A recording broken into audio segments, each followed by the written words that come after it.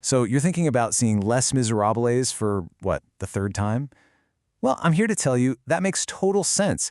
Actually, there's some pretty fascinating science behind why you feel that pull. In this explainer, we're going to break down the powerful psychology of why this story has such an incredible, unbreakable hold on all of us. I mean, it's a fair question, right? We know the plot inside and out. We know every word to every song. We know for a fact we are going to cry. Again. So what is it? What makes us want to line up and pay to experience that emotional roller coaster all over again? Okay, here's how we're going to tackle this. We're going to look at it from 5 different angles. First, the show as this intense emotional workout. Then, we'll get into what happens in your brain with something familiar. We'll touch on the actual science behind that uplifted feeling you get. Then, our very real need for a good emotional release, or catharsis. And finally, why this new version is a whole new ballgame. Right, let's dive in. You have to understand, Les Misérables isn't just a musical. It's a high-octane emotional workout. It's basically engineered to hit several of our deepest psychological triggers all at once. And that creates this buzz that, stays with you long after the final bow. So the first psychological trigger that explains that buzz is familiarity. And it really all boils down to a very simple truth. Our brains are just wired to love what we already know. It feels safe, it feels good. There's a scientific principle for this. It's called the mirror exposure effect. Basically, the more you see or hear something, the more you like it. Think about it from an evolutionary point of view. What's familiar is probably not going to kill you, right? So when we go back to a story we know, we're not taking any risks. We're returning to a place we know will deliver. That's why Les Mis can feel like the ultimate emotional comfort food. And the music just pours gasoline on that fire. When you hear those first few notes of Bring Him Home, your brain's reward system just lights up. It starts releasing dopamine, not just because the song is beautiful, but because it knows what's coming. It's anticipating that emotional peak. And this also creates what we could call the covers effect. You're not just passively rewatching, you're actively comparing. You're thinking, okay, how does this Fantine measure up to the one I saw in London? Or how is this staging different from that 2016 Singapore run? It keeps your brain engaged in a whole new way. Okay, so let's move on to one of the absolute most powerful responses this show triggers. It's that feeling of being just completely and profoundly moved when you witness an act of incredible goodness. It actually has a name, moral elevation. It's that warm, uplifting glow you get when you see someone do something incredibly kind or selfless. It doesn't just make you feel good for a second, it actually makes you feel more optimistic about all of humanity. It inspires you to be a better person yourself. And honestly, Les Mis is the absolute gold standard for triggering this feeling. I mean, just think about the big moments. The bishop's shocking act of forgiveness that just completely rewrites Jean Valjean's entire life. Valjean later outing himself in court to save a total stranger. And of course, Valjean carrying Marius through the sewers of Paris. Each one of these is just a masterclass in moral elevation. And you know that physical sensation? The lump in your throat, the tears welling up in your eyes? That actually has a name too. It's called kama mutta, which is Sanskrit for being moved by love. It's not sadness you're feeling.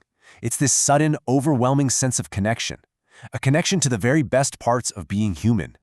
And all of this entire idea is just so brilliantly captured in the show's final, breathtaking line. This is the ultimate payoff. It's the whole point of the entire epic, right there. So experiencing all of these huge emotions, it actually serves a very real purpose. For a lot of us, living in a world that demands logic and control and keeping it all together, a show like this can act as a kind of psychological safety valve. Think about it. Most of us spend our days dealing with logic, spreadsheets, calculated risks. Les Mis is the polar opposite. It is completely, unapologetically sentimental. It gives us a safe space to feel unfiltered hope and 100% grief and fury, all at full volume, but with zero real-world consequences. It's a release, and a necessary one at that. And that release gets so much bigger because you're not going through it alone. There's this amazing sociological concept called collective effervescence. It describes that unique high, that buzz you get from sharing a really intense emotional moment with a huge group of people. When you see them crying when you're crying, it validates your feelings. It creates this powerful temporary community. You just can't get that from streaming something at home. And this is the perfect example. Hearing those opening chords of One Day More, feeling the vibrations from the live orchestra in your chest, and sharing that huge wave of power with a packed theater, that, right there, is collective effervescence. It's magic. Okay, So we figured out the deep psychological reasons we love this story. But if you've been there, done that, why go again? Well, the answer is simple. The way you experience it this time is going to be completely and totally different. A lot of the excitement for a third viewing is probably just pure curiosity, because this is not the same show you've seen before. The Arena Spectacular format is a whole new beast.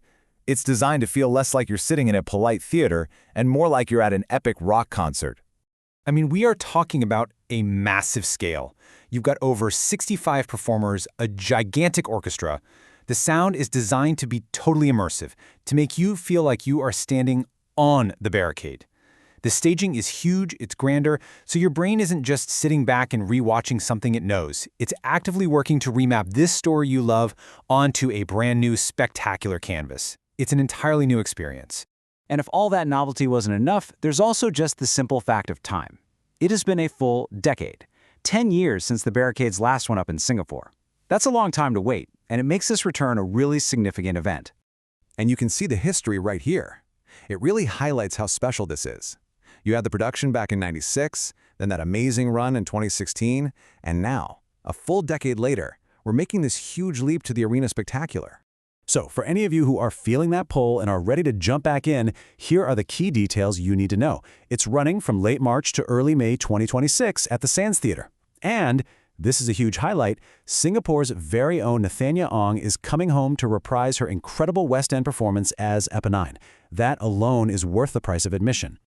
So, to bring this all home, that desire you're feeling to see it again, it's not just simple nostalgia. It's this really potent cocktail of a familiar, deeply satisfying emotional workout, but this time it's being presented on a completely new and incredibly exciting, grander canvas. Which really just leaves us with one final thought to chew on.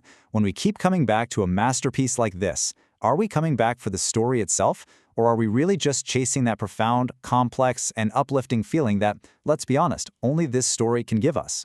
Something to think about.